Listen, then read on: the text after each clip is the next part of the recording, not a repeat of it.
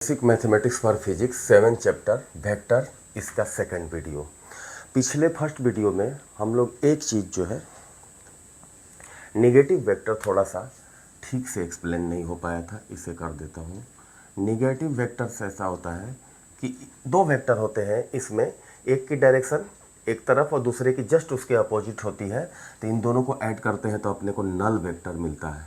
जैसे ये A B है, वेक्टर ए ऐसे, और ये वेक्टर माइनस ए हो जाएगा। क्यों? क्योंकि इसकी डायरेक्शन उल्टी होगी। मैग्नीट्यूड तो दोनों की सेम है, तो मैग्नीट्यूड सेम है तो इफेक्ट जो है इन दोनों को ऐड करेंगे तो नल मिलेगा। नल का मतलब ये क्या है, जीरो एकदम से नहीं मिलेगा। मैग्नीट्यूड तो उसका जीरो हो जाएगा, लेकिन एक नियम है वेक्टर में, वेक्टर को अलजेब्रा को जब अपन पढ़ते हैं तो ये कुछ सर्टेन रूल फॉलो करता है। वो ये कहता है कि एक वेक्टर में दूसरे वेक्टर को ऐड करो या सब्सट्रैक्ट करो तो ये तीसरी क्वांटिटी मिलती है वो वेक्टर ही होती है। तो उसी रूल के तहत इसको वेक्टर लिखते हैं और इसका डायरेक्शन आर्बिट्रेरी होता है। आर्बिट्रेरी मतलब किधर भी होगा, ये फिक्स नहीं है, पता नहीं चलेगा इसका। तो जैसे क्वेश्चन में पूछता है कि दो वेक्टर हैं ए माइनस ए करें तो क्या मिलेगा, तो ऑप्शन में रहता है जीरो भी रहता है और जीरो इस तरह का ये नल वेक्टर भी रहता है। तो ये वाला सही है, जीरो नहीं सही है, जीरो नहीं लिखेंगे। यही वो टेस्ट करना चाहता है कि आप इस कंसेप्ट को जानते हो कि नहीं, कि एक वेक्टर में दूसरे वेक्टर को ऐड करें सब्सट्रैक्ट करें तो क्या क्वांटिटी मिलेगी। कभी भी स्केलर नहीं मिलेगी, जीरो स्केलर हो जाएगा और ये जीरो जो है वेक्टर हो जाएगा, तो ये वाला सही रहेगा। ठीक है, नेगेटिव हो गया। अब अपन सीखे थे polygon law of vector addition, मतलब ढेर सारे वेक्टर हों और उनको किसी पॉलीगन फिगर की साइड से रिप्रेजेंट कर सके तो उनका जो है रिजल्टेंट क्या होगा।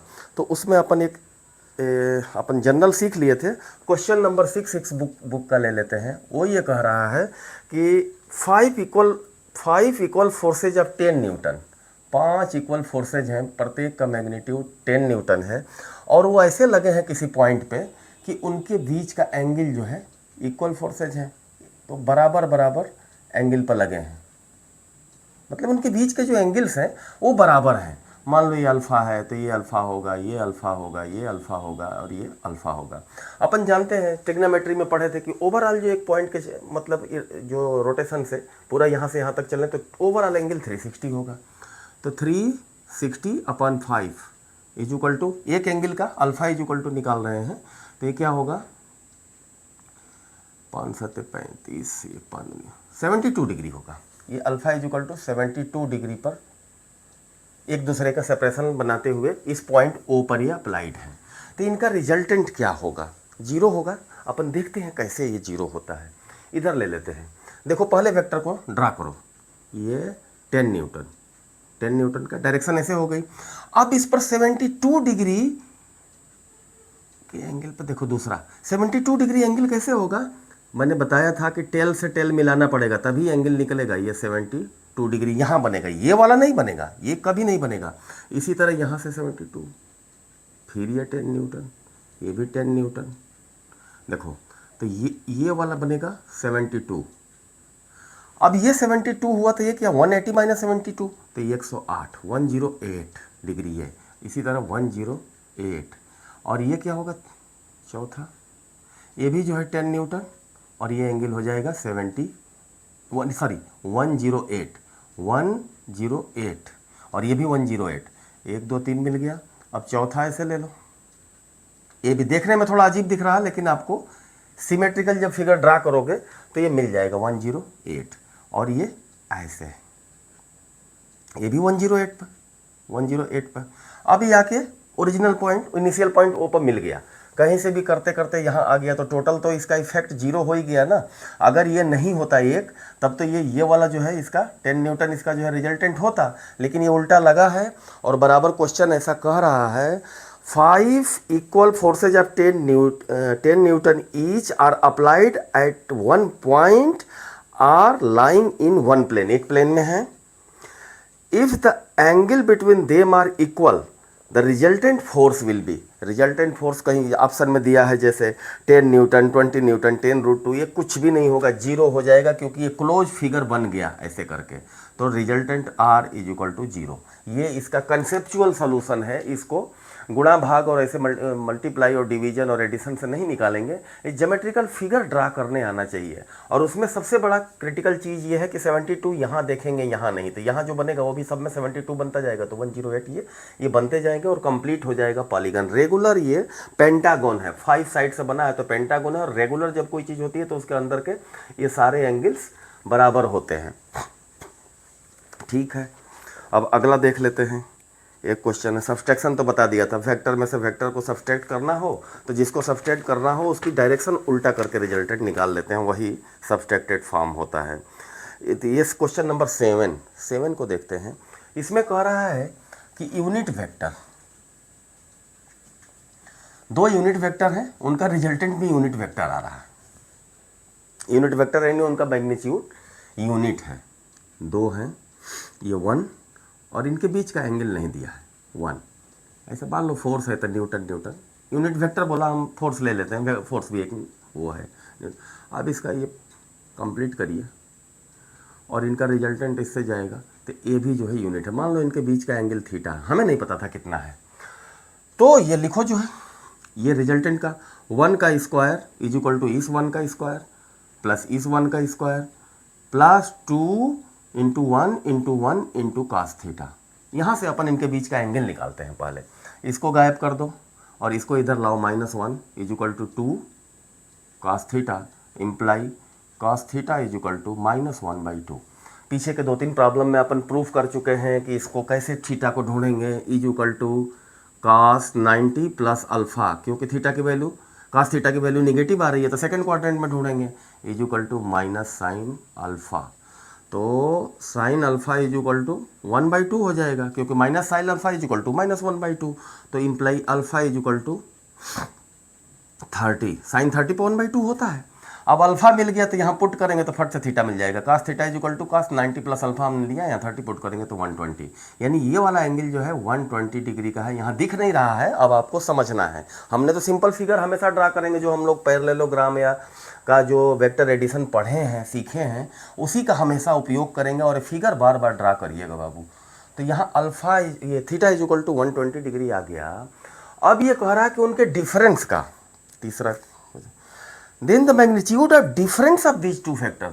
अब डिफरेंस के लिए क्या करेंगे, इधर लाएंगे इसको, डिफरेंस मतलब इसको घटाएंगे, पहले तो इसको जोड़ा था, ऐड किया था, तब ये एंगल 120 है तो ये 60 हो जाएगा। अब एक नया जो है रिजल्टेंट इनका R1 मिलेगा, उसी को पूछ रहा है। अच्छा, ये वेक्टर तो निगेटिव हो गया, लेकिन इसका मैग्नीट्यूड तो 1 ही रहेगा, मैग्नीट्यूड नहीं बदलेगा। सेम मैग्नीट्यूड को उल्टा करके ड्रा करेंगे, फिर इसमें जोड़ेंगे, वही वो कह रहा है कि इसमें क्वेश्चन नंबर 7 में इस बुक का। तो अब इसको निकालने के लिए क्या करेंगे, अब ये दोनों का मैग्नीट्यूड और बीच का एंगल मालूम है, तो रिजल्टेंट R1 का square is equal to first का स्क्वायर, मैग्नीट्यूड 1 ही है, दूसरे वाले का ये पहले से ही 1 था, 1 प्लस 2 इंटू कास 60 डिग्री। अब ये एंगल हमको मिल गया, पहले ये ढूंढे, फिर इसकी वजह से ये मिल गया डिफरेंस वाला। तो अब ये क्या हो जाएगा, R1 square is equal to 1 plus 1 plus 2 into cos 61/2 करेंगे तो ये कैंसिल होकर इज इक्वल टू 3 आ गया। तो R1 रिजल्टेंट इस बार √3 आएगा। देखो ये अजीब ही, मतलब जो है ये सेम मैग्नीट्यूड के 2 वेक्टर्स को हमने ऐड किया तो उतना ही मिला उसका मैग्नीट्यूड। देखो ये बहुत ही अच्छी सीखने लायक चीज़ है, इसी को कॉन्सेप्ट कहते हैं कि ऐसे ब्रॉडली क्लियर करके चलना चाहिए। अब उसके डिफरेंस को हम निकाले तो उनके बीच का एंगल कम हो गया, पहले बहुत ज़्यादा एंगल था, ये 120 था, तो इसलिए रिजल्ट कम आ रहा था 1। अब ये इनका अगर बीच का एंगल जो है 60 कर दिया, तब जो है √3 आ रहा है यूनिट वेक्टर्स के सम का रिजल्टेंट। अगला क्वेश्चन देखते हैं, इसमें क्वेश्चन सारे कर लेने चाहिए, इसको कराने की मैं कोशिश करता हूँ। The magnitude of 2 vectors magnitude of 3 vectors A, B and C are 3, 4 and 5। Question number कर लेते हैं 8। इस किताब में कम से कम वेक्टर के तो सारे क्वेश्चन मैं कराना चाह रहा हूँ, जिससे कॉन्सेप्ट क्लियर होता जाए। क्वेश्चन 8, एग्जाम्पल 8, उसमें कह रहा है कि A, B, C 3 वेक्टर हैं, A, B एंड C, और इनका मैग्नीट्यूड ले लो, magnitude of A, magnitude of B and magnitude of C वो भी दिया हुआ है। ये 3, 4, 5 इज इक्वल टू A का मैग्नीट्यूड 3 है, B का 4 है और इसका 5 है। एक और रिलेशन दे रहा है कि ए बी को ऐड करने पर, वेक्टोरियल एडिशन है, ऐसे लिखा है A plus B is equal to C. ये ए और बी वेक्टर को अगर ऐड करते हैं तो सी मिलता है, यानी सी जो है ए और बी का रिजल्टेंट है। तो इसमें पूछ रहा है कि ए और बी के बीच एंगल कितना होगा। ले लेते हैं इसे, फिगर तो वही ड्रा होगा। अब इसको पैरेललोग्राम से पूरा करेंगे, और ये सी है, सी का मैग्नीट्यूड 5 है, और ये जो है 3 है, और ये 4 है। इनके बीच का एंगल थीटा पूछ रहा है कि क्या होगा। करते हैं। ए का मैग्नीट्यूड ए रखे और सी को, सी रिजल्टेंट है तो C square is equal to अपने को सीधे सीधे मिलेगा A square plus B square plus 2ab cos theta, यही वाला थीटा। अब इन वैल्यूज को पुट करते हैं। सी क्या है, 5 है तो ये हो जाएगा 25, ये 3 है तो ये 9, ये 4 है तो ये 16, और 3 इंटू 4 12 और 2 24 cos थीटा। ये देखो 16 और 9 ऐड होगा तो ये 25 के बराबर होगा तो ये 0 हो गया, यानी 24 cos theta is equal to 0 आ रहा है। अब ये देखो ध्यान से, 24 का भी 0 हो सकता है, हो ही नहीं सकता। दो चीज़ का मल्टीप्लिकेशन 0 है तो दोनों में से किसी एक को 0 होना पड़ेगा। अब ये 0 तो है नहीं, तो यही 0 है, तो cos theta is equal to 0। अब बताओ, ट्रिग्नोमेट्री में बताया था cos थीटा 0 कब होता है, 90 पर, is equal to cos 90 degree. तो थीटा जो पूछ रहा था वो हमें मिल गया 90 डिग्री। इसको ऐसे ही स्टेप वाइज करने का आप लोग प्रयास करो। जो कंसेप्ट अपन पढ़े हैं, तो जब क्वेश्चन पूछता है तो उसी कंसेप्ट की गहराई को टेस्ट करने के लिए पूछता है कि वो अपन अप्लाई ठीक से कर पा रहे हैं कि नहीं। अब यहाँ ऐसे मैं लिख देता ए और ये बी और ये सी, ज़्यादा स्पष्ट हो जाएगा। ये मैग्नीट्यूड लिखा है वेक्टर का, क्योंकि इसको जब डील करते हैं ना, ये निकालते हैं तो मैग्नीट्यूड ही इस्तेमाल होता है इसमें। जब डायरेक्शन निकालना होगा तब जो है बाकी चीज़ें इसकी देखते हैं। अब क्वेश्चन नंबर 9, ये बड़ा मस्त सवाल है। क्वेश्चन नंबर 9 देखते हैं।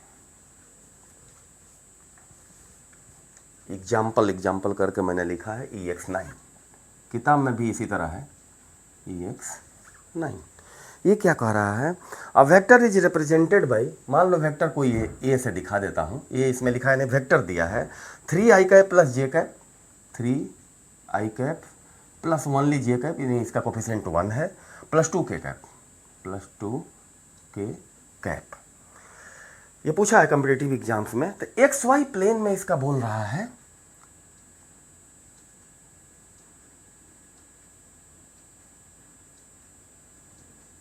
XY प्लेन में इसकी छाया कितनी होगी। मान लो ये ऐसे है, और यहाँ दिखा देता हूँ इससे, इस पेन को रखूँ और यहाँ Z एक्सिस खड़ा करूँ, और ये ऐसे है, ऐसे है, यानी X एक्सिस पर इसका प्रोजेक्शन 3 है, Y एक्सिस पर 2 है, और ये वाले Z एक्सिस जो ये दिखाया हूँ इस पर जो है 2 है। तो ये पूछ ही रहा है XY प्लेन में, तो I J केवल इस्तेमाल होगा, K पर कितना है कोई मतलब नहीं है। तो ये I पर गया है 3 यूनिट और J पर गया है 1 यूनिट, ऐसे ऐसे। तो ये 1 है और ये 3 है। अब इसका रिजल्टेंट कितना होगा, 3 का स्क्वायर 9 प्लस 1 का स्क्वायर 1 अंडर रूट, यही होता है। यही अपन ने कंसेप्ट सीखा है। XY प्लेन में इसकी जो छाया पड़ेगी वो अंडर रूट 10 के बराबर की पड़ेगी। ठीक, वही ये पूछ रहा है XY प्लेन में इसका वेक्टर, इस लेंथ, इसकी लेंथ कितनी होगी XY प्लेन में। अगला क्वेश्चन लेते हैं। The square of the resultant of 2 forces of equal magnitude, the square of resultant, इसको मिटा के क्वेश्चन नंबर 10 कर लेते हैं। ये सारा सॉल्व है किताब में, बस मैं इसको कंसेप्ट इसका जो है थोड़ा सा आप लोगों को ब्रॉडली क्लियर करना चाहता हूं, कि जिससे इसको सीख लोगे तो और जो क्वेश्चन आएंगे इससे बाहर नहीं आएंगे, इसी तरह के रहेंगे। बस उसमें आपकी ये समझ परखेगा कि आप बेसिक फिगर ड्रा करना जानते हो कि नहीं। The square of resultant of 2 forces of equal magnitude के हैं। मान लो ये P है और ये भी P है, रिजल्टेंट इसका ले लो, रिजल्टेंट इसका R है, बीच में एंगल थीटा है, ठीक है। The square of resultant of two forces of equal magnitude is equal to 3 times the product of their magnitude, यानी इनके और इनके ये R स्क्वायर बराबर क्या दिया है, 3 टाइम्स पी इंटू पी। ठीक, यही कह रहा है क्वेश्चन की भाषा है, इज इक्वल टू 3p²। ये हो गया। R square is equal to the angle between these two vectors आप पूछ रहा है। अब यहाँ ले लो, R square is equal to करते हैं, R square is equal to पहला भी पी है, पी स्क्वायर दूसरा भी पी है, क्यू की जगह भी, तो P square plus 2p² cos theta. ठीक है, अब ये जो शर्त दूसरी वाली दी है कि रिजल्टेंट के मैग्नीट्यूड का स्क्वायर जो है 3 टाइम्स उन दोनों के प्रोडक्ट के मैग्नीट्यूड के प्रोडक्ट के बराबर है, तो उनके मैग्नीट्यूड का प्रोडक्ट तो p इंटू p² हुआ, 3 टाइम्स 3p² हो गया, तो यहाँ 3p² लिख दो is equal to 2p² plus 2p² cos theta. अब इसको हटाओगे बाबू तो यहाँ केवल p² बचेगा, और ये 2p² ये हो गया कॉस थीटा, तो ये p² कैंसिल करो तो cos थीटा 1/2 दिख रहा है, तो सीधे थीटा इज इक्वल टू 60 हो जाएगा। इसमें तो कहीं कोई जो है ज़्यादा दिमाग लगाने की जरूरत नहीं है। cos theta is equal to 1/2 आ रहा है, यानी ये एंगल 60 डिग्री के बराबर, यही ये पूछना चाह रहा है। कुछ शर्तें दे देता है, फिर नॉलेज को टेस्ट करता है, कॉन्सेप्ट को। यही उद्देश्य है इन लोगों का, एग्जाम वालों का, कि अब बच्चे की एबिलिटी, एनालिटिकल एबिलिटी टेस्ट करते हैं कि इन प्रिंसिपल्स को सही सही ढंग से अप्लाई कर पा रहा है कि नहीं बच्चा, और वही अपने को सीखना है। और मैं ये बता रहा हूँ, ये लॉ ऑफ पैरेललोग्राम 9th में आ जाता है, थोड़ा थोड़ा वेक्टर आ जाता है, तो ये 9th 10th वाले बच्चे भी सीखे, जो 11th 12th वाले देख रहे हैं, वो अपने छोटे भाई बहनों को इसको पढ़ाने की कोशिश करें, क्योंकि शुरू में ये सीख लेगा ना तो आगे जाके उसको तकलीफ नहीं होगी। लोग ऐसे पाल के बैठे रहते हैं कि 11th में जाके सीखेंगे, ये करेंगे वो करेंगे, बाद में जो है वही दिक्कत होती है। क्वेश्चन एग्जाम्पल 11 में क्या है, ये बोल रहा है कि 3 वेक्टर हैं ए और बी को इसमें जोड़ने पर वेक्टोरियल एडिशन है, सीधे सीधे नहीं जोड़ रहे हैं, इसमें ट्रायंगल लॉ और या parallelogram law of vector addition लगेगा, और दे रहा है कि ए इन तीनों का मैग्नीट्यूड सेम है, ए बराबर बी, इन तीनों का मैग्नीट्यूड है आपस में, तो मान लो ये पी है, ऐसे तीनों को एक लेटर से दिखाएंगे कि पी से है। देन द एंगल बिटवीन, अगर ये शर्त फॉलो होती है तो ए और सी के बीच का angle between θ1 between A and C, ये θ1 है। और जब a plus B plus C is equal to 0 होता है, यानी इन तीनों का वेक्टर एडिशन 0 मिलता है, तब θ2 is angle between vector A and C. तो पूछ रहा है θ1 और θ2 में क्या रिलेशन है, इसको आराम से समझो बाबू। देखो, ए और बी को ऐड किया तो सी मिला, ए मान लो ऐसे है, पी मैग्नीट्यूड का हमने ड्रा किया ऐसे, और इसमें जोड़ा है बी, और तब जो है सी मिल रहा है जो सेम मैग्नीट्यूड का है। तो ये ध्यान रखना है, इतना ही मैग्नीट्यूड का ये पी यहाँ अगर करें तो इज इक्वल टू सी मिला है, इज इक्वल टू सी, यानी ये वाला सी है, तो C is equal to P, mod C रख देते हैं इसका मैग्नीट्यूड, और ये क्या कर देते हैं मॉड बी है इज इक्वल टू पी, और ये मॉड ए है, मॉड से ही तो इसको ड्रॉ करेंगे। ए में बी को जोड़ा ऐसे, तीनों ये बराबर हैं, तो ये क्लियरली दिख रहा है कि ये 60 डिग्री के एंगल बनेंगे। अगर साइड्स बराबर, चूंकि तीनों का मैग्नीट्यूड सेम है तो साइड्स भी बराबर होंगी, 60 डिग्री। अब देखो, ये ओ से था, ओ ए बी, ऐसा ट्रायंगल बना था, सी इस डायरेक्शन में है और ये इस डायरेक्शन में है, ऐसे और ऐसे, इनके बीच का एंगल निकल जाएगा, क्योंकि दोनों का इनिशियल पॉइंट सेम है, इनकी टेल से टेल मिली हुई है। तो यहाँ θ1 जो है, θ1 between A and C, θ1 is equal to 60 degree दिख रहा। अलग केस जो आ रही है उसमें देख रहे हैं, उसमें कह रहा है कि मैग्नीट्यूड तो बराबर सी है, लेकिन a plus B plus C is equal to 0 है। तो इसको कैसे ड्रा करेंगे, ये p के बराबर करो, a mod a is equal to p। अब ये तीनों बराबर है तो ये भी बराबर ही होगा, इनकी साइड्स लेंथ, ये mod b is equal to p। अब ये कह रहा है c, अब इसका जो रिजल्टेंट क्या होगा, ऐसे है और ये ऐसे है, तो रिजल्टेंट ऐसे जाता, तो रिजल्टेंट ये मिल जाता, लेकिन वो रिजल्टेंट ही उल्टा करके इसके इफेक्ट को 0 कर दे रहा है, ओवरऑल इनका वेक्टोरियल एडिशन 0 मिल रहा है।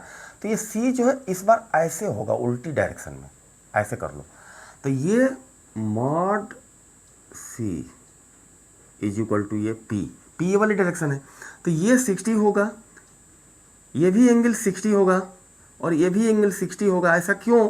क्योंकि उनके मैग्नीट्यूड्स बराबर है, तो ऐसे ही ड्रा हो पाएगा। इस बार इसकी डायरेक्शन बदल गई इस शर्त के हिसाब से। ये सीखने लायक चीज़ है, बड़ा कॉन्सेप्चुअल क्वेश्चन है। इसी तरह की एनालिटिकल चीज़ें सीखोगे तो आप कंपटीशंस के सवाल को हिला पाओगे। ऐसे ही घुमा घुमा के पूछता है। अब देखो यहाँ एंगल क्या मिल रहा है, चूंकि ये O था, OAB, तो अब ये उल्टा हो गया, तो ये वाला एंगल नहीं होगा। यहाँ से इसका टेल है और इसका हेड आके मिला, वो एंगल नहीं होगा। इसको आगे बढ़ाओ ऐसे, इस बार सीखो, तो इधर आएगा और ये 120 डिग्री हो जाएगा। देखो ये 60 हुआ तो ये 120 होगा, यानी θ2 इज इक्वल टू 120। और यही रिलेशन पूछा है कि θ1 θ2 में 2-3 ऑप्शन बनाया है, तो ये पूछ रहा है θ2 या θ1 इज इक्वल टू θ2/2। θ2 के आधा है θ1। इस तरह की केवल 2 कंडीशन बदली, सारे वेक्टर वगैरह सेम थे, उनके मैग्नीट्यूड सेम थे, लेकिन जैसे उनकी कंडीशंस बदली एडिशन की, पहले में क्या हुआ, 2 को ऐड किया था तो वो तीसरे के बराबर हो रहा था यहाँ से। दूसरे में क्या किया, इन तीनों को ऐड किया तो उनका जो रिजल्टेंट था वो 0 मिल गया, तो 0 इसी पर मिलेगा। इन 2 को ऐड किया ऐसे, तो ये जो है रिजल्टेंट मतलब आता इसका, लेकिन जो तीसरा वाला था उसको उल्टा लगा दिया, तो उसको न्यूट्रलाइज करके वो 0 कर देगा। जो दोनों के इफेक्ट से जो ये बना था वेक्टर, उसको ये उल्टा लग गया तो 0 कर देगा। लेकिन उस केस में पहले वाले और ये तीसरे वाले C के बीच का जो एंगल होगा 120 हो गया। ये कॉन्सेप्ट अपने को सीखना था इस क्वेश्चन नंबर 11 में। 12 देख लेते हैं। 12 भी इसी तरह का है। ये सारे प्रीवियस ईयर क्वेश्चन पेपर वगैरह में कहीं ना कहीं पूछे गए हैं। 12 में क्या कह रहा है कि 2 वेक्टर हैं P और Q सेम मैग्नीट्यूड के। एग्जाम्पल ये 13 है, नहीं सॉरी 12 है। 12 दूसरी पेन ले लें।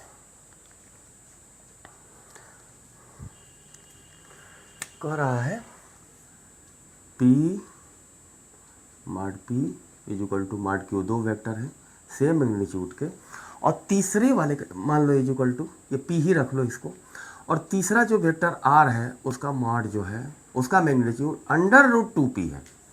ये दो सेम मैग्नीट्यूड के हैं और तीसरे वाले का ये है, और इनको जो है ऐड किया है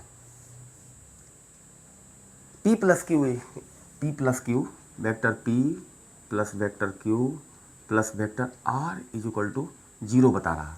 इसमें P और R के बीच का एंगल पूछ रहा है, तो इसको ड्रा करते हैं यार।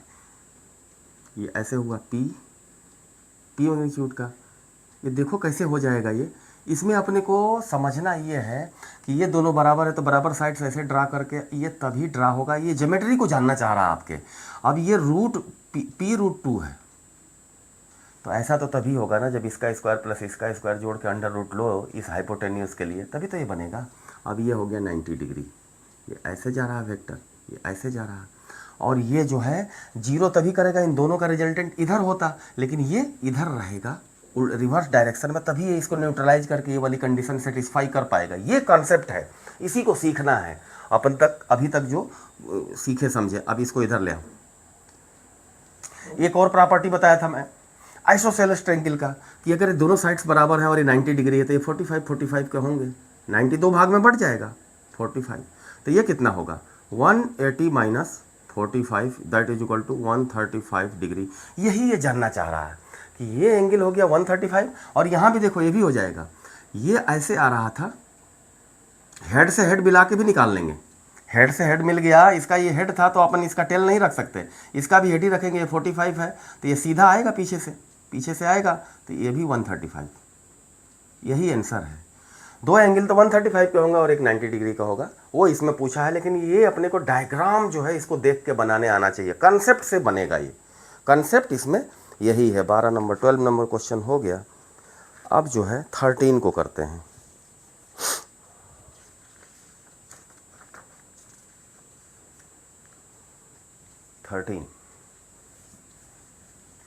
एग्जाम्पल 13 इसी में दिया है, बुक में ही दिया है, basic mathematics for physics, Telegram channel में पड़ी हुई है। क्वेश्चन नंबर 13, इसमें ये क्या कह रहा है दिखा देता हूँ आप लोगों को, बुक में ही है।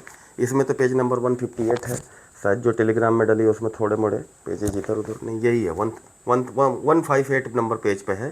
क्वेश्चन नंबर 13, दो वेक्टर को ऐड करने पर ए और बी दो वेक्टर हैं, A plus B is equal to C तीसरे वेक्टर के बराबर होते हैं, और उनके मैग्नीट्यूड को भी ऐड करें। उनका मैग्नीट्यूड ऐसे लिखेंगे, A plus B is equal to C, कुछ भी मैग्नीट्यूड होगा। Find the angle between A and B. A और बी के बीच मान लो कोई एंगल होगा, ये ए वेक्टर है और ये बी वेक्टर है, एंगल थीटा होगा, तब रिजल्टेंट कैसे निकालेंगे? रिजल्टेंट सी से बोल रहा है, सी है, ये ए सी वेक्टर है, तो इसका रिजल्टेंट सीधे मैग्नीट्यूड से लिखें, सी वेक्टर का magnitude C is equal to A square plus B square plus 2ab cos theta. Trigonometry का ज्ञान टेस्ट करना चाह रहा है और कुछ भी नहीं है। और एक शर्त ये भी दी हुई है, इनके मैग्नीट्यूड भी आपस में ऐसे हैं, तो इसका भी स्क्वायर करके देख लेते हैं। सी स्क्वायर इसका is equal to A square plus B square plus 2ab। अब मान लो इक्वेशन नंबर 3 और इक्वेशन नंबर 4 है, इनको घटा दो यार, जो इक्वेशन पढ़ाया था अलजेब्रा में, ऐसे ऐसे ये जीरो बचेगा, ये ख़त्म, ये ख़त्म, तो जीरो इज इक्वल टू क्या होगा 2ab cos theta minus 2ab। 2ab इधर ले आके इसको कॉमन ले लेते हैं, या zero is equal to 2ab common ले लो तो क्या हो जाएगा cos थीटा माइनस 1, ये जीरो है ही है। अब ये भी तो इनका कुछ ना कुछ मैग्नीट्यूड है, 2ab तो जीरो हो नहीं सकता, तो यही वाला को जीरो करना पड़ेगा। ये मैथमेटिकल कॉन्सेप्ट है, समझ के चलिए। बायो वाले भी कोई मुश्किल काम नहीं है, इतना तो अपन 7वीं 8वीं में भी पढ़ते पढ़ाते हैं। अगर 2 नंबर का मल्टीप्लिकेशन जीरो है और एक नंबर जीरो दिख ही नहीं रहा है, तो दूसरा जो अननोन टाइप है उसी को हम रखेंगे, या तो ये जीरो होगा या ये जीरो होगा। ये जीरो तो हो ही नहीं सकता, क्योंकि कुछ ना कुछ मैग्नीट्यूड ए है, बी है, और 2 तो जीरो होता ही नहीं, तो इसको जीरो रखेंगे तो cos theta is equal to 1 आ जाएगा। cos theta is equal to 1, और cos थीटा 1 कितने पे होता है? 0 पे होता है, तो theta is equal to 0 degree. वैसे भी देखो कि 0 डिग्री पर ही जुड़ेंगे, ये ए वेक्टर था और इसी में बी वेक्टर जोड़ा, तभी तो ये सी के बराबर होगा, ये सी वेक्टर था, तो ऐसे ये लीनियरली जुड़ेंगे। जैसे मान लो ये 3 न्यूटन था, ये 4 न्यूटन था, तो 3 4 7, तो सी का मैग्नीट्यूड 7 ऐसे तभी आएगा जब एक लाइन में जुड़ेंगे 0 डिग्री पे। जरा भी उनके बीच एंगल हुआ तो वो कम हो जाएगा। जैसे एंगल बना, मैक्सिमम तभी होता है जब लीनियरली एक ही डायरेक्शन में दो वेक्टर चलते हैं, तो सीधे ऐड हो जाते हैं। तो theta is equal to 0 degree. 3 concurrent forces of same magnitude आ रही, ये तो इस लामी थ्योरम का है, लामी थ्योरम बताएंगे तब इसको बता देंगे। क्वेश्चन नंबर 14 को 15 लेते हैं। मैक्सिमम में minimum magnitude of resultant of 2 given vectors are.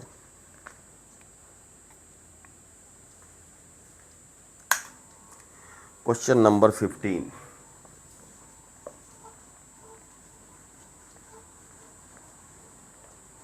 इसको बना देते हैं EX50। ये क्या कह रहा है? The maximum and minimum magnitude of resultant of 2 given vectors are 17 units and 7 units respectively. If these two vectors are a right angle to each other, the magnitude of their resultant is। देखो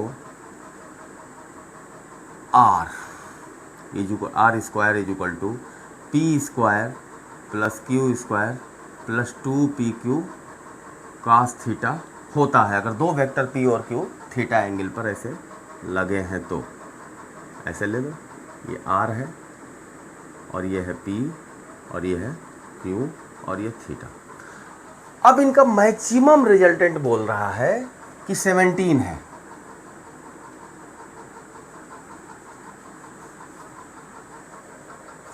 maximum resultant कब होगा? जब cos theta maximum होगा, और cos theta और sin theta दोनों के case में यह है कि cos थीटा और sin थीटा दोनों की मैक्सिमम वैल्यू 1 होती है और मिनिमम -1 होती है। ये अपन टिग्नामेट्री से सीखे हैं।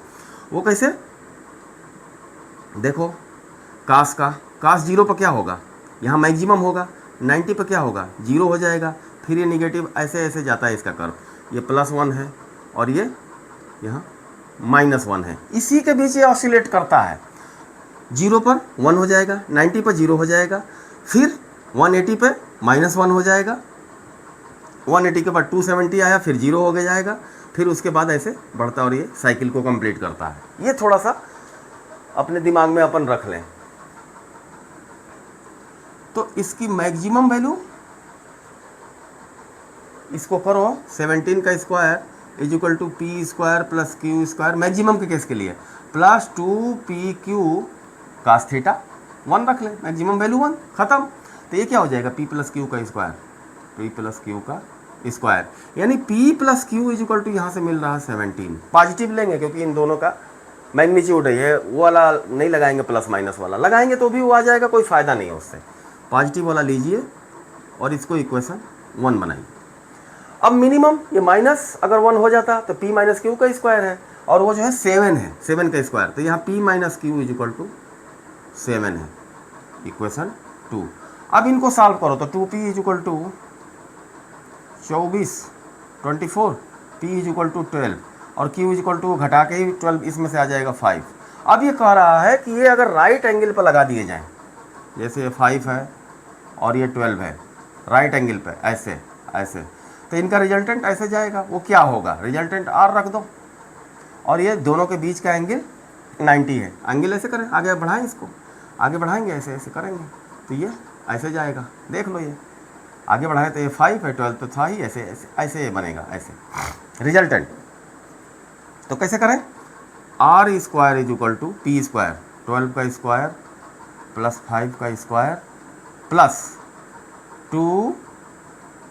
5 इंटू 12 इंटू 90 डिग्री पे लगाए हैं तो कास 90 0, ये ख़त्म हो जाएगा ये। तो ये देख लो, ये r square is equal to 169 आएगा, 12 का स्क्वायर करके और 5 का स्क्वायर करके जोड़ो, और ये तो 0 हो ही गया, 90 पर लग गया तो कास 90 0 हो जाएगा। अब ये r is equal to under root 169 that is equal to 13, यही आंसर है। यही ये जानना चाह रहा है कि आप इसको समझ पा रहे हो कि नहीं। मैक्सिमम मिनिमम, मैक्सिमम वैसे भी देखो ये ख़त्म हो जाएगा मैक्सिमम के लिए। मैक्सिमम दो वेक्टर्स का मैक्सिमम क्या होगा, p और q का, सीधे सीधे उनके मैग्नीट्यूड को जोड़ दो तो मैक्सिमम रिजल्ट देंगे r1। और मिनिमम क्या होगा, एक में से दूसरे को घटा दो और इसी के बीच उनका जो है रिजल्टेंट घूमता रहता है। तो ये हो गया 13 unit, question number 15। 16, the following set of 3 forces act on a body हुच resultant can not B 0।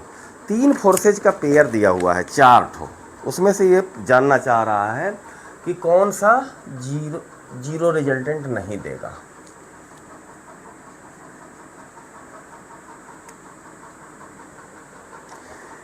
इसमें पहला ऑप्शन है ये एग्जाम्पल 16 का पहला ऑप्शन क्या है, 10 10, ये 10-10 न्यूटन के 3 फोर्स है, इनका रिजल्टेंट 0 हो सकता है कि नहीं ये पूछ रहा है। बी में पूछ रहा है 10 10 और ये 20। सी में बोल रहा है, दे रहा है, क्या दे रहा है, 10 20 23, 10 20 और 23। इसका कॉन्सेप्ट बताऊंगा। डी 10 20 और ये 40 न्यूटन। देखो अब इसको सीखना है। ये क्या कह रहा है कि इन तीनों का रिजल्टेंट 0 हो सकता है क्या। रिजल्टेंट तभी 0 होगा जब 2 को लगाओ, उनका जो रिजल्टेंट आ रहा है तीसरा ठीक इसको उल्टा लगा लें। तो देखो ये 2 इसमें से लें 120 डिग्री पे सेम मैग्नीट्यूड के, तो इनका रिजल्टेंट क्या होगा 10। अगर इसको उल्टा लगा दे तो 0 कर देगा। अब इसमें कंसेप्ट क्या निकलता है कि 2 किसी फोर्सेज को लो, उनका प्लस करो, उनका मैक्सिमम रिजल्टेंट निकालो, तो ये क्या होगा 20, और उनका मिनिमम रिजल्टेंट यहाँ 0। तो 0 और 20 के बीच ही तीसरा पढ़ना चाहिए। जैसे ये 2 हम लिए थे तो ये तीसरा इनके बीच ही पढ़ना चाहिए, तो 0 और 20 के बीच ही आ गया। यही कंसेप्ट है, क्योंकि 2 का मैक्सिमम क्या होगा उनको ऐड करने पे, और मिनिमम क्या होगा ये। तो अब उनका रिजल्टेंट जो है मिनिमम और मैक्सिमम के बीच में ही घूमता है, जैसे एंगल चेंज करेंगे। ये कंसेप्ट है।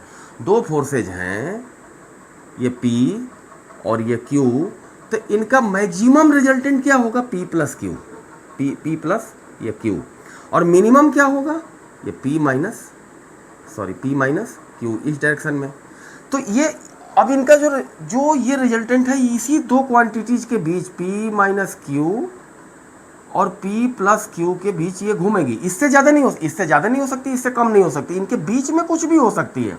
तो तीसरे वाले को ढूंढेंगे जो इसके बीच में कुछ भी होगा, तो एंगल बदल के इन दोनों के बीच का हम उस रिजल्टेंट को ढूंढ सकते हैं। ये कंसेप्ट थोड़ा दिमाग पर जोर दे के ढूंढिए, इसको सीखिए।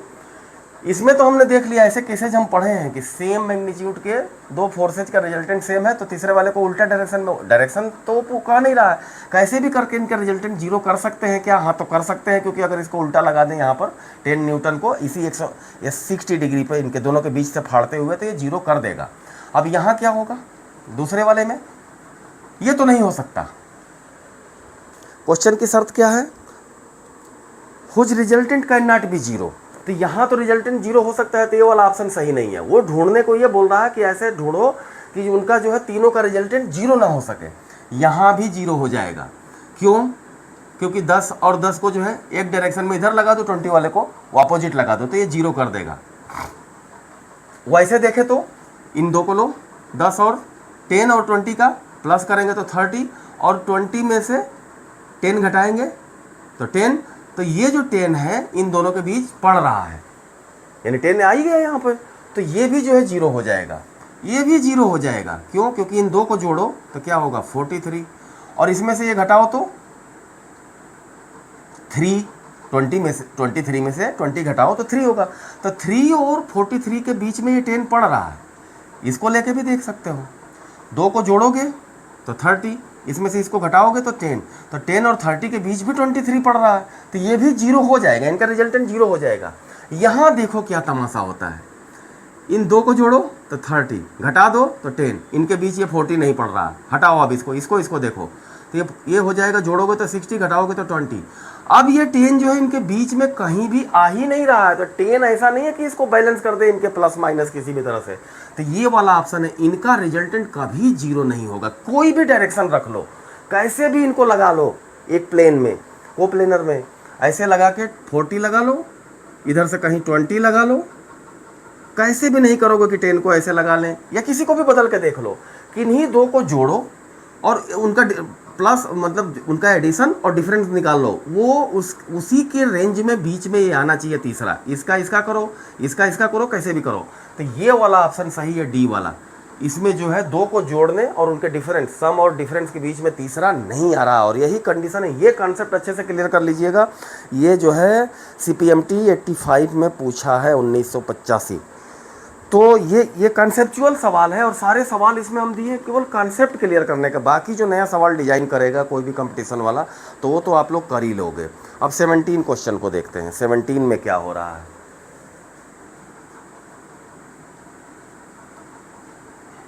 काफ़ी बता लिया, और इसमें लिखा भी है हमने, सोल्यूशन में समझाने की कोशिश की है। क्वेश्चन नंबर 17 ये कह रहा है, हिमाचल PMT का है, 2000 का। 2 forces 3 Newton and 2 Newton are at angle theta such that resultant is R. If the first force is now increased to 6 Newton, then resultant becomes 2R. Find the value of theta. देखो ये P है और ये Q, ऐसे बना लेते हैं Q, और इनके रिजल्टेंट जो है बोल रहा है कि ये R है, और इनके बीच एंगल थीटा है। ये वाला एंगल रिजल्टेंट के बीच का एंगल अल्फा पे रख लो। तो अपन ने डिराइव किया था, ये डिराइव करना बार बार करिए इसको। ये भी थीटा होगा, और ये हो जाएगा Q साइन थीटा, और ये वाला हो जाएगा Q कास थीटा, इतनी सी डिस्टेंस ये। तो tan alpha is equal to Q sine theta upon P plus Q cos theta. तो ये है। दूसरा शर्त क्या कह रहा है, 2 forces 3 and 2 newtons are. Q जो है 3 है और ये P 2 है, रिजल्टेंट R है। तो इसको निकाल लेते हैं पहले। R square is equal to P square, 2 का स्क्वायर प्लस 3 का स्क्वायर प्लस 3 दूनी 6 दूनी 12 कॉस थीटा। ऐसे जब Q को 6 न्यूटन कर देता है वो, तो ये 2R हो जाता है, 2R का स्क्वायर, रिजल्टेंट 2R हो जाता है। अगर Q को 3 की जगह 6 कर देता है तो रिजल्टेंट 2R हो जाता है। तो दैट इज इक्वल टू 2 का स्क्वायर प्लस 6 का स्क्वायर प्लस 6 दूनी 12 दूनी 24 कास थीटा। कास थीटा तो वैसे ही लगा हुआ है। अब ये कास थीटा निकालने को बोल रहा है। पहले केस में जब 2 न्यूटन 3 न्यूटन थीटा एंगल पर ही लगे हुए थे तो ये रिजल्टेंट था। अब क्या किया, 3 वाले का मैग्नीट्यूड जस्ट डबल कर दिया, 6 कर दिया, 2 को 2 ही रखा, क्वेश्चन की शर्त के हिसाब से बता रहा हूँ। तो ये रिजल्टेंट का मैग्नीट्यूड 2R हो गया। अब थीटा कास थीटा की वैल्यू यानी थीटा ढूंढने को बोल रहा है ये, तो इसमें 4 से मल्टीप्लाई कर दो यार। 4R square is equal to, ये क्या हो जाएगा, 4 और 9 4 13, ये 13 ही तो है 13। तो इसमें भी 4 से मल्टीप्लाई होगा, 13 चौके 52 प्लस 12 चौके 48 कास थीटा। ये क्वेश्चन 3। अब ये घटाएंगे अगर तो क्या आएगा, ये ख़त्म हो जाएगा। और ये करो 4 6 6 36 4 40, 40 0 is equal to 40 minus 52 minus ये 24 कास थीटा। ये कितना बचा, -12 है इधर, तो इधर जाके क्या हो जाएगा 12 is equal to -24 cos theta. और cos theta is equal to -1/2 आ रहा। अब -1/2 आएगा तो इसको अपन पहले भी ढूंढ चुके हैं। Cos theta is equal to -1/2 है तो वही वाला प्रोसेस लगा के थीटा इज इक्वल टू 120 हो जाएगा। यही ये पूछ रहा था कि थीटा को डिसाइड करो। कोई कंडीशन क्या दिया था, पहले P 2 यूनिट का था, मान लो फोर्स था तो 2 न्यूटन, और ये 3 न्यूटन का था, तो इनका रिजल्टेंट R था, R के रूप में दिया था, जो भी रिजल्टेंट कुछ है। अब कह रहा था कि अगर इसकी मैग्नीट्यूड को डबल कर दिया, बाकी सब सेम रखा, P ऐसे ही है, थीटा ऐसे ही है, लगा दिया, मैग्नीट्यूड यानी बढ़ गया ऐसे, तब बोल रहा है रिजल्टेंट की जो वैल्यू है, यहाँ इस वाले का कोई भी इस्तेमाल नहीं है, ऐसे ही लिख दिया था मैं, क्योंकि ये लिखना सीखो बार बार इसको जो है डिराइव करके, तो तभी जो है कंसेप्चुअली पीछे के जो क्वेश्चन कराया था उससे आपको क्लियर हो गया होगा कि इसकी क्या महत्ता है, कैसे कैसे ये सवालों को सुलझा देता है। तब ये पूछ रहा है कि R जो है डबल हो गया, 2R हो गया, तो थीटा ढूंढने के लिए वही मैथमेटिकल कैलकुलेशन है, इक्वेशन के नियम, इधर गुणा कर दो, स्क्वायर कर दो, भाग दे दो, और cos theta is equal to ढूंढते ढूंढते आओ तो -1/2 मिला। अब टिग्नामेट्री का ASTC रूल से इसको ढूंढ लो थीटा को, तो 120 आ जाएगा। ये कोई जो है अब बड़ी बात नहीं है। अब क्या हुआ 18, the sum of 2 forces acting at a point is 16 and then resultant is 8 newton and its direction is perpendicular to the smaller force then the forces are. ये थोड़ा मज़ेदार सवाल है, CPMT 1997 में पूछा है। इसको भी बता देता हूँ, देखो इसको हैंडल कैसे करते हैं इन सवालों को, क्वेश्चंस को। क्वेश्चन जो है पूरा क्वेश्चन लिखूंगा तो टाइम ज़्यादा जाएगा, तो इसके थीम को मैं बता देता हूँ कि पूछना क्या चाह रहा है। बाकी तो आप लोग इसमें पढ़ोगे तो सवाल जो है कुछ नहीं है, टेलीग्राम चैनल खोलिए, वहाँ पर बुक को खोलिए और इसको देखिए कि क्वेश्चन क्या लिखा है। The sum of 2 forces acting at a point is 16 newton. तो P और Q है तो उनका सम पूछ रहा है सीधे, यानी मैग्नीट्यूड का 16 दिया हुआ है। If and their resultant is, resultant और सम में अंतर होता है, सम लिखा तो केवल उनके मैग्नीट्यूड को ऐड किया तो यह हो गया। अब रिजल्टेंट देखो बता रहा, रिजल्टेंट 8 है, ये P है और ये Q है और रिजल्टेंट ये है, तो ये जो है R इज इक्वल टू 8 बता रहा। अगर थीटा तो अब हमें यहाँ लेना पड़ेगा, किस एंगल पर लगे हमें मालूम नहीं है, केवल इनको जोड़ दिया सीधे, सम बोल रहा है इतना है 16। अब इनका रिजल्टेंट देखो, 8 का square 8 into 8 is equal to P square plus Q square plus 2PQ cos theta. एक कंडीशन तो ये दिया है, और कह क्या रहा कि ये रिजल्टेंट इस P पर दिख नहीं रहा है लेकिन है परपेंडिकुलर P पर छोटे वाले यानी हम P को ही छोटा मानेंगे, to the smaller force the direction 8 newton and direction of resultant is perpendicular to smaller force then the forces are.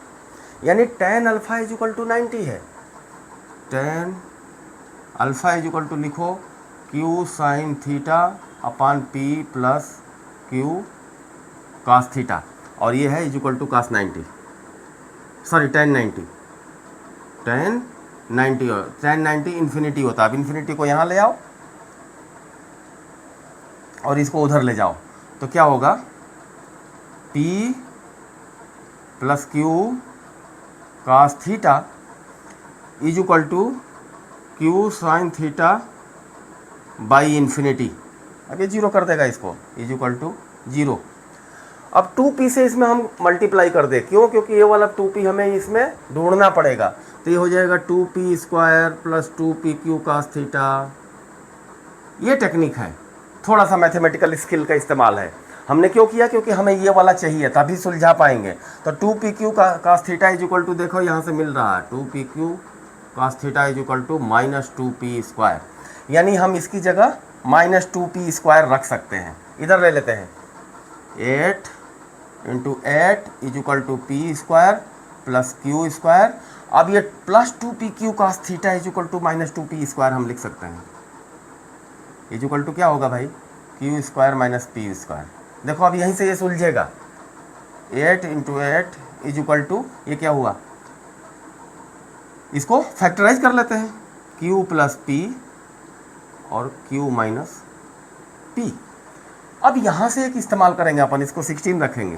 तो 8 into 8 is equal to Q plus P को ये 16 इक्वेशन नंबर 1 से रख लेते हैं। तो यहाँ से q माइनस पी हमें मिल जाएगा और अब सुलझ जाएगा। तो देखो 8 2 जा और ये 4, तो q minus P is equal to 4, ये आ गया इक्वेशन 2। अब इन दोनों को सॉल्व करोगे, 1 और 2 को तो नहीं आ जाएगा, एक बार जोड़ लो तो 2q इज इक्वल टू 20 हो जाएगा, 4 और 16 20, तो q is equal to 10, q is equal to 10 है तो p इज इक्वल टू 6। यही आंसर है कि एक जो है 10 के बराबर है और दूसरा 6 के बराबर है। 10 and 6 ये ऑप्शन में भी है, option 80 10 and 6। Which pair of following forces will never give resultant of 2 Newton? Question number 19 इसको बताते हैं। तो 2-3 क्वेश्चन और रह गए हैं, उसके बाद ये वाला वीडियो कंप्लीट हो जाएगा। और आप लोग करिएगा ज़रूर, केवल अगर वीडियो देखेंगे और इसको ऐसा लगता रहेगा कि मेरे को आ रहा है, वो बहुत ख़राब चीज़ है। करिए, एक बार वीडियो देख लीजिए, समझ लीजिए, कंसेप्ट को समझ लीजिए, फिर इस टेलीग्राम चैनल में इसको खोल के और इसका सोल्यूशन भी मत देखिए, केवल क्वेश्चन देख के करते रहिए। ये क्या कर रहा है, which pair of following forces will never give the resultant of 2 newton. R बराबर 2 न्यूटन नहीं देगा, वो ढूंढना है। पहला ऑप्शन है 2 न्यूटन एंड 2 न्यूटन। ये तो 2 न्यूटन दे देगा, क्योंकि 120 पे इसको अप्लाई कर दो तो सेम आ जाएगा। ये अब याद होता जाएगा, कई बार ड्राइव करोगे आप लोग तो यही फ़ायदा होता है। सीधे रटना नहीं है, कंसेप्ट से लगा के देखो। ये 2 सिमिलर मैग्नीट्यूड के अगर 120 पर अप्लाई कर दिए जाए तो सिमिलर ही मैग्नीट्यूड का रिजल्टेंट दे देंगे। तो ये तो देंगे, ये वाला सही नहीं है। कौन सा नहीं देगा वो पूछ रहा है। बी ऑप्शन में दे रहा है 1 Newton and 1 Newton, 1 Newton and 1 Newton. अब ये 2 न्यूटन देगा कि नहीं, एक ही डायरेक्शन में लगा दो यार, तो 1 + 1 हो जाएगा। सी में क्या दे रहा है, सी वाला ऑप्शन है 1 न्यूटन एंड 3 न्यूटन। ऐसे देखो, बेसिक कंसेप्ट से 1 न्यूटन इधर लगा दो और 3 न्यूटन इधर लगा दो, 1 न्यूटन उल्टा लगा दो तो 2 न्यूटन इसका रिजल्टेंट मिल जाएगा। अब डी में देखो, यही वाला सही है जो नहीं देगा। क्यों नहीं देगा, क्योंकि 1 न्यूटन एक है और 4 न्यूटन एक है। देखो बाबू, इसका मैक्सिमम क्या होगा, 1 + 4 5 न्यूटन, एक ही डायरेक्शन में लगाए तो थोड़ा उल्टा लगाए जो मिनिमम होगा तो 3 न्यूटन, यानी उल्टा लगाए तो इसका रेंज कहाँ जाएगी, 3 से 5 न्यूटन तक जाएगी। अब 2 इसके बीच में कहीं आ ही नहीं रहा है, तो इन 2 फोर्सेज को ऐसे किसी भी एंगल पर अप्लाई आप नहीं कर सकते हो कि रिजल्टेंट जो है 2 न्यूटन दे दे। तो ऑप्शन डी ये करेक्ट है। कहाँ पूछा है ये, हिमाचल PMT 99, ठीक है।